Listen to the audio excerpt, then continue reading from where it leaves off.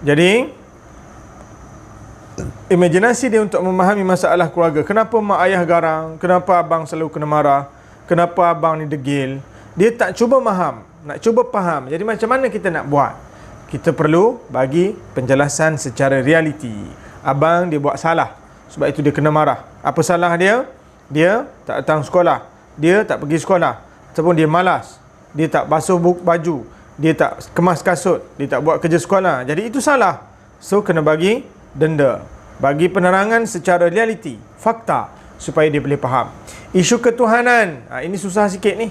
Isu ketuhanan, kita didik daripada awal lagi kanak-kanak berkenaan dengan Tuhan. Jangan ajar dan didik kanak-kanak ini bahawa ikut kehendak nafsu dia. Maknanya kita pujuk dia, didik dia dengan isu ketuhanan. Kita ini ada Tuhan yang buat, kita ini ada Tuhan yang atur, alam ini ada Tuhan yang buat, ada Tuhan dia. Jadi kita tak boleh nak buat sesuka hati, tak boleh nak mencemarkan alam, tak boleh nak buat sesuka hati terhadap alam ini, kerana ada Tuhan dia. Dunia sebelum kelahiran, sebelum lahir ke dunia, apa yang berlaku, dia cuba faham. Jadi macam-macam lah, perlu bijak lah. Berada pada alam barzah, iaitu sebelum lahir ke dunia, dalam rahim dulu.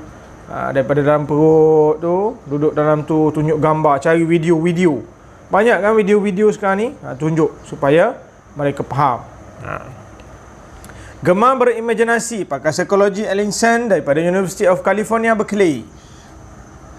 Kanak-kanak sudah boleh berimajinasi seawal usia 9 bulan. 9 bulan dia dah boleh berimajinasi. Jadi kalau kita tak jaga daripada awal, imajinasi dengan realiti secara tidak sekufu lah, tidak sekata, tidak selari. Boleh jadi bahaya juga, sebab fikir dia jadi negative thinking, boleh jadi. Ada macam-macam lagi. Buku bacaan awal sains. Terdapat banyak buku, majalah maupun komik kanak-kanak yang berkisar tentang sains dan kehidupan pada masa kini.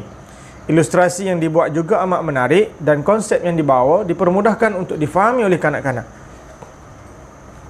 Bahan bacaan ini dipersembahkan dengan menggunakan warna-warna yang terang dan watak-watak yang cukup menarik. Ada banyaklah buku saintis muda, macam-macam. Bahan bacaan ini dipersembahkan, harga bahan bacaan tersebut juga terdapat dalam julat yang mampu dibeli oleh pelbagai golongan. Jadi bapa kena belilah bahan-bahan bacaan untuk kanak-kanak. Jangan bagi gadget saja. Letakkan masa, waktu, jadual. Masa ni baca buku, masa ni buat latihan, ni boleh tengok telefon dalam masa ni saja. Letakkan, biar ajar dia disiplin. Itu contoh. Contoh buku sains. Apa ada dalam daun? Dalam tu dia ceritalah, ada orak lah, ada apa? Ada jenis-jenis daun kasar. Nampak tak? Syaza ingin tahu. Ini semua buku, contoh buku sains. Contoh buku sains berkaitan dengan kehidupan seharian anggota tubuh badan, bagaimana makan diproses dalam perut, apa terjadi sewaktu ibu mengandungkan adik, mengapa hujan turun, mengapa lampu menyala. Kanak-kanak akan cepat berimajinasi apabila diceritakan mengapa sesuatu fenomena itu berlaku, terutamanya fenomena yang dekat dengan mereka. Seorang pakar kaji bintang yang bekerja dengan NASA di Amerika Syarikat telah mengakui bahawa minat yang mendalam dalam bidang astronomi telah wujud dalam dirinya sejak zaman kanak-kanak lagi. Nampak tak? Macam saya memang minat nak jadi cikgu, tapi Tuhan tak bagi jadi cikgu, jadi pensyarah. Mungkin ada hikmah di sebalik. Wa makaru wa makarullah wallahu khairul makirin. Kita merancang, Tuhan juga merancang, dan perancangan Tuhan itu adalah perancangan yang terbaik. Tapi saya tetap dalam bidang pengajaran, dalam bidang mengajar juga, education juga, mendidik juga. Jadi alhamdulillah lah, cuma kita mendidik budak besar, tidak mendidik budak-budak sekolah menengah ataupun budak sekolah rendah. Mungkin kalau mendidik budak sekolah rendah ni kena kerempok budak tu hari-hari, saya rasa. Kan? Jadi alhamdulillah lah. Maknanya nak cerita kat sini ialah bahawa dalam diri kanak-kanak itu, dia dah ada something yang dia nak jadi dah. Nak jadi mekanik. Ada seorang kanak-kanak tu bila tanya ambition, awak nak jadi apa? Saya nak jadi driver lori, dia kata. Dan hari ni dia jadi driver lori. Kawan saya sendiri pun daripada sekolah rendah, daripada sekolah menengah lagi, dia memang minat dengan lori. Sebab ayah dia pemandu lori. Dan hari ni dia jadi pemandu lori, lori balak. Lori balak, macam-macam lah. Lori balak lah, dia banyak bawa lori balak. Volvo punya lori, besar juga lah lori dia, kepala warna merah. Jadi nak ayatnya bahawa imajinasi ni saling berkait sehingga kanak-kanak itu besar. Jadi penting membetulkan di peringkat awal ini. Hasil daripada sifat taksub dengan cerita Star Wars pada ketika kanak-kanak menyebabkan beliau terus merawang dan berimajinasi bintang-bintang serta galaksi. Zaman kanak-kanaknya dipenuhi dengan buku dan komik tentang galaksi. Kanak-kanak yang minat dalam bidang astronomi tadi daripada awal lagi ni dipenuh dengan cerita Star Wars dan komik-komik tentang galaksi. Imajinasi terus membawanya berjaya sebagai seorang astronomi, ahli kaji bintang lah. Astronomi ni kaji bintang, kaji langit, kaji cakrawala. Sememangnya fitrah manusia akan mencari sebab dan akibat tentang suatu fenomena yang berlaku dalam kehidupan. Tapi fitrah kita memang gitu. Tapi Islam mengajar kita supaya redha dengan setiap apa yang berlaku, dan Tuhan menjadikan sesuatu itu untuk kita melihat keagungan dan kebesarannya. Sebagaimana kita melihat siang dan malam. Cuba pergi ambil rantai mentari itu supaya tidak tenggelam agar siang terus berpanjangan. Nescaya itu mustahil. Cuba pergi kepada bulan, tahan bulan itu. Cuba pergi kepada bulan, tahan supaya tidak keluar. Cuba pergi kepada mentari, tahan agar tidak naik supaya malam terus bergelapan. Maka kita tidak mampu. Jadi itu Islam mengajar kita supaya melihat keagungan dan kehebatan Tuhan. Daripada situ lagi, daripada kecil lagi. Elakkan daripada iktirak. Iktirak ni bangkangan. Kenapa jadi begini? Kenapa begini? Kenapa? Itu kalau berlaku atas diri kita. Tapi untuk alam sekitar bagus.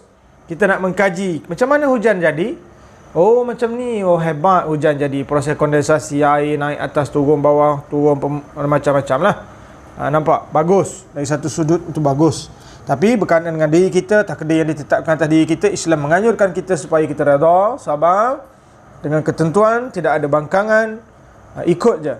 Tapi dari sudut pembelajaran, kita perlu belajar, mengkaji, mencari, melihat untuk menambahkan kita punya kefahaman dan kekuatan terhadap kebesaran dan keagungan Allah Subhanahu wa taala.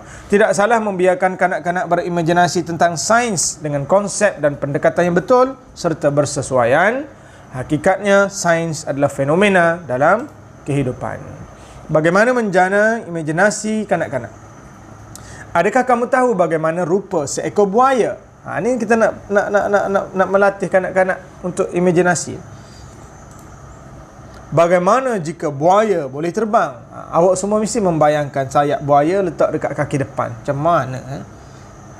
Kan? Ini imajinasi semua. Okay? Pembelajaran pertama menjadi asas kepada pengetahuan sedia ada apabila didedahkan dengan konsep yang salah pada peringkat awal, menyebabkan guru sukar mengubah konsep atau persepsi tersebut. Tahap bahan bacaan. Yang ni kita dah bincangkan pada bahasa dan literasi dulu, kalau awak masih ingat. Ini pun sama. Kanak-kanak dan persekitaran. Contoh aktiviti sains dalam kehidupan seharian. Tegelan timbul, pertumbuhan pokok, kitaran hidup haiwan, campuran warna dan lain-lain lagi lah. Boleh tengok buku-buku banyak contoh-contoh aktiviti sains yang boleh diaplikasikan. Kenapa hujan turun? Kenapa air laut warna biru? Kenapa sabuk timbul dan batu tenggelam? Kenapa magnet melekat pada peti sejuk?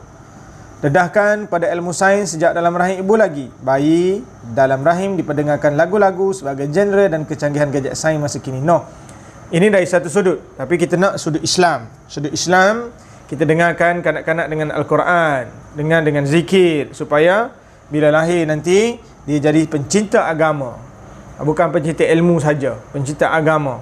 Ingat pada Tuhan, ingat pada kebesaran Tuhan. Yang tu yang kita nak.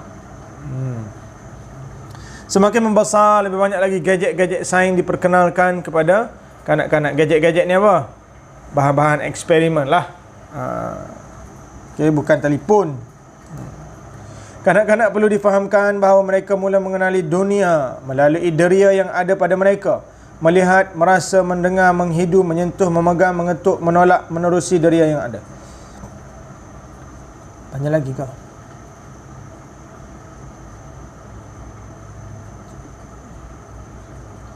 Matlamat dan objektif pembelajaran awal kanak-kanak, pembelajaran awal sains kepada kanak-kanak. Kita sambung kejap lagi.